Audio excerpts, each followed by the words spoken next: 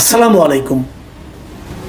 প্রিয় দর্শক, আমার ধারণা আমার মতো আপনাদেরও আজকে দুপুর থেকে মনটা বেশ খারাপের কারণে আজকে আপনারা জানেন দুপুরে 2টোর দিকে বিমানবন্দরের কার্গো ভিলেজে আগুন লেগেছে। মানে কার্গো ভিলেজ মানে যেখানে আমদানি করা পণ্যগুলি, আমদানি যে বিভিন্ন দেশ থেকে যারা পণ্য আমদানি করেন সেই আমদানিগুলো শুল্ক ছাড় করার আগে যেখানে রাখা হয়, সেখানে অনেক মূল্যবান পণ্য সেখানে রাখা হয়। এটা তো আপনি বুঝতেই পারেন যে বিমানে বিদেশ থেকে পণ্য কে আনে। সাধারণত পণ্য সামগ্রী আনা হয় জাহাজে করে। বিমানে তখনই আনা হয় যখন সেটা মূল্যবান, অতি মূল্যবান হয়, সেন্সিটিভ হয় এবং খুব জরুরি প্রয়োজনে আনা হয়, যে তাড়াতাড়ি রপ্তানি করতে হবে, কিছু একটা পণ্য আনা দরকার। মানে খুবই গুরুত্বপূর্ণ এবং মূল্যবান পণ্য সামগ্রী সেখানে থাকে। সেখানে আগুন ধরে গেছে এবং আগুন ধরে প্রায় সব কিছুই পুড়ে গেছে। আমি যখন এই কন্টেন্ট করছি, যখন এই ভিডিও করছি, তখনও আগুন সম্পূর্ণ নেভেনি। আমি এই জন্য একটু দেরিও করলাম, কিন্তু আগুন তখনও সম্পূর্ণ নেভেনি। তার মানে এটা শেষ। এবং এই আগুনটা এতই তীব্র ছিল, প্রায় কয়েক ঘন্টা, প্রায় 7-8 ঘন্টা আগুনটা জ্বলেছে, কিন্তু এখনও কখন নিভবে জানি না। যখন আগুনটা জ্বলছিল তীব্রভাবে, আমরা তো টেলিভিশনের ছবি দেখেছি, ভীতিকর একটা পরিবেশ। এটা করতে যেয়ে প্রায় 17-18 জন আগুন নিভাতে যেয়ে আনসারের সদস্যরা আহত পর্যন্ত হয়েছেন। আন্তর্জাতিক বিমান যেগুলো এসেছিল তারা কেউ এখানে ল্যান্ড করতে পারেনি। সবাই কেউ সিলেটে চলে গেছে, কোথাও কোনো বিমান চট্টগ্রামে ল্যান্ড করেছে, আবার কোনো বিমান কলকাতা চলে গিয়েছে। মানে এরকম একটা ভয়ঙ্কর অবস্থা। এর আগে কখনো এরকম হয়েছে কিনা আমার জানা নাই, আমি শুনি নাই আর কি। আমার মনে পড়ে না যে এইভাবে এত জিনিসপত্র ক্ষতি হয়েছে। কেন এই আগুনটা ধরলো? এটা হয়তো 2 দিন পরে একটা তদন্ত কমিটি হবে। সেই তদন্ত কমিটিতে আপনি একটা ফল জানতে পারবেন, বলা হবে শর্ট সার্কিটে, কী বলা হবে আমি জানি না, কিছু একটা বলা হয়তো হবে, হয়ে একটা ঠিকঠাক হয়ে গেলো। কিন্তু আপনারা কি খেয়াল করেছেন যে আগুন কেন ধরছে? এই কথাটা বললাম, আগুন বলবেন হ্যাঁ আগুন তো ভাই ধরতেই পারে, হ্যাঁ ধরতে পারে। তো 5 দিনের মধ্যে 3টা আগুন ধরলো, কিন্তু এটা খেয়াল করেছেন? 14 তারিখে আপনাদের মনে আসছে নিশ্চয়ই, প্রথম মিরপুরের শিববাড়ি এলাকায় একটা পোশাক কারখানায় আগুন ধরলো এবং তার পাশে একটা রাসায়নিক গুদাম ছিল, সেখানে আগুন ধরলো। 16 জন মারা গিয়েছে। খুব বেশি দিন আগে নয় কিন্তু, জাস্ট 14 অক্টোবর, আজকে থেকে 4 দিন আগে ঘটনা। আমরা সবাই ভুলে গেছি। আমাদের না চিন্তা চেতনা, আমাদের অনুভূতি সব বোধহয় ভোতা হয়ে গেছে। আমরা কি নিয়ে যেন ব্যস্ত আছি, খুব ব্যস্ত। আমরা চায়ের টেবিলে রাজনীতি নিয়ে আলোচনা করি। 14টা প্রাণ, তরতাজা প্রাণ। এদের 14টা মানুষের জন্য কিন্তু 14টা ইতিহাস আছে, 14টা স্টোরি আছে। এর মধ্যে আমি দেখলাম যে একটা নবদম্পতি 1 মাস আর 2 মাস আগে বিয়ে হয়েছিল, দুজনেই মারা গেছে। তো এই যে মৃত্যু, দায় কার? আপনি বলবেন যে হ্যাঁ আগুন তো ধরতে পারে ভাই, আগুন তো অ্যাক্সিডেন্ট। না, ধরতে পারে না, ধরে। পত্রপত্রিকায় ঘাটেন কোন দেশে এই ধরনের কারখানায় কয়টা আগুন ধরে, কোন দেশে কার্গো ভিলেজে আগুন ধরে দেখান, খুঁজেন, বের করেন। 5 দিনের মাথায় 3টা আগুন, 14, ঠিক একদিন গ্যাপ দিয়ে 16, তারপরে একদিন গ্যাপ দিয়ে 18। 14 তারিখে আগুন ধরলো শিববাড়িতে, মিরপুরে পোশাক কারখানায়। 27 ঘন্টা লেগেছে সে আগুন নিভাতে, 27 ঘন্টা। কেমন আগুন ভাবুন আপনার। তার ঠিক একদিন পরে, মানে 14 পরে 15 তারিখে বাদ দিয়ে 16 তারিখে চট্টগ্রাম ইপিজেটে আরেকটা আগুন ধরলো। এই ইপিজেটে আগুন, ওটা তো অনেকটা বেশ সুরক্ষিত এলাকা। সেখানেও একটা তৈরি company, Adams তৈলে, cab, জিহং, surgical gown এগুলি বানায় তারা আর কি। সেখানে একটা 7তলা ভবন, সেই 7তলা ভবনে আগুনে প্রায় মোটামুটি সবই শেষ। এখানে কেউ মারা যায়নি, কিন্তু বিশাল একটা ক্ষতি হয়ে গেছে, সব পড়ে গেছে। তারপরে 17 তারিখে গ্যাপ দিয়ে 18 তারিখে আবার আরও বড় ক্ষতির পরিমাণ। এটা হলো কার্গো ভিলেজে আগুন। 2টার দিকে লেগেছে। আমি যখন আজকে 9:30টার সময় রেকর্ডিং করছি, তখনও আগুন জ্বলছিল, নিয়ন্ত্রণে এসেছে, এখন জ্বলছিল, কিন্তু যা ক্ষতি যা হবার তা হয়ে গেছে। তো এখন এটাকে আপনি কী বলবেন? এটা কি কোনো ষড়যন্ত্র হতে পারে? আমি ওই আলোচনায় যাওয়ার আগে আমি 2টো পলিটিক্যাল বক্তব্য আপনাদেরকে পড়ে শোনাই। মির্জা ফখরুল ইসলাম আলমগীর, দেশে এখন এই মুহূর্তে সক্রিয় পলিটিক্যাল পার্টিগুলির মধ্যে সবচেয়ে বড় পার্টি। ফখরুল ইসলাম আলমগীর কী বলেছেন? তিনি আজকে ঘটনাকে বলছেন যে এই গত কয়েকদিনের আগুন এবং আজকে শাহজালাল বিমানবন্দরের আগুন, এটা নাকি একই সূত্রে গাঁথা।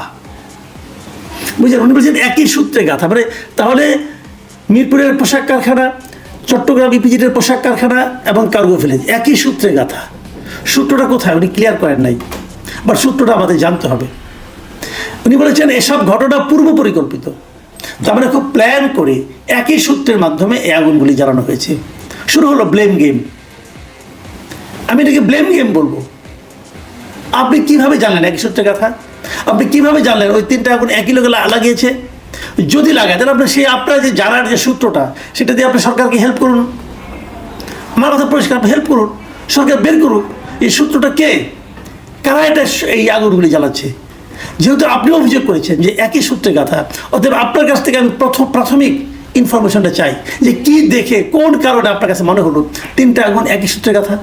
হতে পারে কিন্তু আগুনের কথা উড়িয়ে দিচ্ছি না, কিন্তু পুলিশের গভর্নমেন্টকে হেল্প করুক, আমরা জানতে চাই সূত্রটা কি।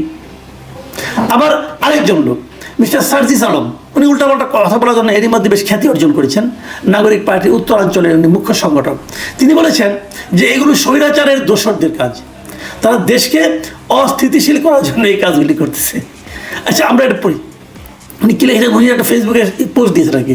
সেই পোস্টে উনি লিখেছেন যে স্বৈরাচারের দোসরদের খুঁজে বের করে উপযুক্ত শাস্তির আওতায় আনতে না পারা অন্তর্বর্তী সরকারের অন্যতম ব্যর্থতা, বড় ব্যর্থতা, যার ফল বাংলাদেশকে দীর্ঘমেয়াদে ভোগ করতে হবে। বিভিন্ন জায়গায় আগুন লাগাকে বিচ্ছিন্ন ঘটনা হিসেবে দেখি না, এগুলো স্বৈরাচারের দোসরদের দেশকে অস্থিতিশীল করার চক্রান্তের অংশ। তথাকথিত তদন্ত কমিটির নাটক বাদ দিয়ে এর পেছনের প্রকৃত কারণ খুঁজে বের করা হোক। প্রকৃত কারণ তো আপনি খুঁজেই বের করছেন রে ভাই, আপনি তো বলেই দিচ্ছেন এটা স্বৈরাচারের দোসরদের দেশকে অস্থিতিশীল করার চক্রান্তের অংশ। আর খোঁজাখুঁজির কি আছে? আপনি তো সবচেয়ে বড় সোর্স এখানে। দেখুন, এই ধরনের ঘটনা আমরা আগে দেখতাম আওয়ামী লীগ আমলে, পুরো আওয়ামী লীগ আমলে এগুলি দেখে এসেছি। কোথাও একটা আগুন লাগতো, তারা একটা শব্দই বের করেছিল, আগুন সন্ত্রাস, এবং সেগুলি কে করতো? সব করতে হলো বিএনপির লোক আর জামাতের লোক। দেখতে দেখতে শুনতে শুনতে ভাই কান চোখ পচে গেছে আমাদের। সমস্যাটা কি হয়?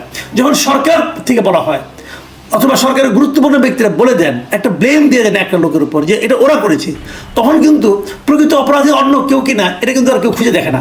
তখন পুলিশেরও দায়িত্ব হয় ওই যে স্টেটমেন্টটা যে ওরা করেছে, তাদেরকে ওই কথা অনুযায়ী তাদেরকে এই ষড়যন্ত্রের মধ্যে ঢোকানোটা একমাত্র লক্ষ্য হয়ে দাঁড়ায়। এখন কি হবে? তাই হবে যে ওরা করেছে। আমি একবার বলেছিলাম, আপনাদের মনে আছে যে সেই যে অক্টোবরের ঘটনা, পুলিশকে মাথা দিয়ে ইট দিয়ে মারা হয়েছিল, স্বরাষ্ট্রমন্ত্রীরা দেখে সঙ্গে সঙ্গে বললো এটা ছাত্রদলের লোক করেছিল। আমি তখনই প্রশ্ন করেছিলাম যে আপনি যে বললেন ছাত্রদলের লোক, আপনি কী করে জানলেন এটা ছাত্রদলের লোক করছে? তার গায়ে গিয়ে ছাত্রদল লেখা ছিল, তার চেহারা আপনি দেখেছেন, আপনি কী করে বললেন? আর আপনি যখন ছাত্রদল বলে দিলেন, তখন পুলিশের দায়িত্ব কী হলো? যে ছাত্রদলের কোনো একজনকে ধরে আনা। তো এটা আপনি বলতে পারেন না, আপনি খোঁজেন। এটা বলার মাধ্যমে কী হয় জানেন? প্রকৃত অপরাধীকে আড়াল করার চেষ্টা করা হয়। ঠিক একই কাজ এখন হচ্ছে। এগুলোর মধ্যে অপরাধী আছে, আমি মনে করি থাকতে পারে, অপরাধী কেউ লাগাতে পারে, আবার অ্যাক্সিডেন্টও হতে পারে। তো আমার মনে হয় যে একই সময় পরপর 3টা হয়, মানে এটা এমনও হতে পারে হয়তো কেউ আগুন দিয়ে লাগায়নি, কিন্তু ওখানে এমন একটা সিস্টেম করে তোলা হয়েছে, এমন একটা আপনার নজরদারিত্বের অভাব ছিল যে সহজে আগুন ধরতে পারতো। হয়তো সেখানে প্রকৃতপক্ষে রক্ষণাবেক্ষণের কোনো ঘাটতি ছিল, যারা ঘাটতি যাদের কারণে তৈরি হয়েছে তাদেরকেও আসামি করতে পারেন। তারা কেন এত সেন্সিটিভ জায়গাতে তারা কেন গুরুত্ব দিয়ে দেখলো না? দেখুন, আবার এমনও তো হতে পারে দেশের আপনার শিল্পাঞ্চলে এক ধরনের অস্থিরতা কায়েম করে, এক ধরনের আপনার এরকম তাণ্ডব তৈরি করার মাধ্যমে এই দেশের ব্যবসা বাণিজ্যকে ক্ষতিগ্রস্ত করা, সেটাও তো হতে পারে। আমরা দেখেছি, কিন্তু আপনাদের মনে আছে কিনা জানি না, এ মাসেই এই অক্টোবরের 12 তারিখে বিজিএমইএ কিন্তু নিজেরা একটা প্রেস কনফারেন্স করেছিল, এবং সেই প্রেস কনফারেন্সে তারা বলেছিল, প্রেস ব্রিফিংয়ে তারা বলেছিল যে দেশে 1 বছরে, অক্টোবরে তো গত অক্টোবর থেকে এই অক্টোবর পর্যন্ত এই সরকার আসার পর 1 বছরে 185টি তৈরি পোশাক কারখানা বন্ধ হয়ে গেছে। কার আমলে বন্ধ হয়েছে? এই ডক্টর ইউনূসের নেতৃত্বাধীন অন্তর্বর্তী সরকারের আমলে। 185টা। পৃথিবীতে আমাদের অনেক দেশ আছে যেখানে 185টা গার্মেন্ট ফ্যাক্টরিই নেই, আর আপনার এখানে 1 বছরে 185টা গার্মেন্ট ফ্যাক্টরি বন্ধ হয়ে গেছে। এগুলোতে লোকজন চাকরি করতো না? করতো। তো বন্ধ হয়ে গেলে তাদের কী হবে? তারা বেকার হয়ে যাবে। তারা বেকার হয়ে গেছে। কেন বেকার হয়েছে? সুশাসনের ধাক্কায়। আমরা তো ভেবেছিলাম ডক্টর ইউনূসের মতো লোক ক্ষমতায় আসবে, আন্তর্জাতিক খ্যাতি সম্পন্ন ব্যক্তি আসবে, সারা দুনিয়াতে আমাদের ব্যবসা বাণিজ্য একদম রমরমা হয়ে যাবে, খালি ডলার আসবে, ইউরো আসবে, পাউন্ড আসবে। এখন হলো কি, রপ্তানি কমে গেছে এই 1 বছরে 5 থেকে 6%। যে শিল্পটার উপর আমরা সবচেয়ে বেশি নির্ভর করি, এক বছরে তার ইনকাম, আগে যা রপ্তানি করতো, রপ্তানির মাধ্যমে ইনকামটা হয়, আগে যা রপ্তানি করতো তার থেকে 5 থেকে 6% রপ্তানি কমে গেছে। রপ্তানি কমে গেছে মানে বৈদেশিক মুদ্রা আয় বন্ধ হয়ে গেছে। আর এর কারণে এই যে বন্ধ হয়ে গেছে যে এতগুলো পোশাক কারখানা, এর জন্য হাজার হাজার শ্রমিক বেকার হয়ে গেছে এই সরকারের আমলে। আর এখন যখন পোশাক কারখানা, 2টা পোশাক কারখানায় আগুন ধরলো, এর নেতিবাচক প্রভাব পড়বে না?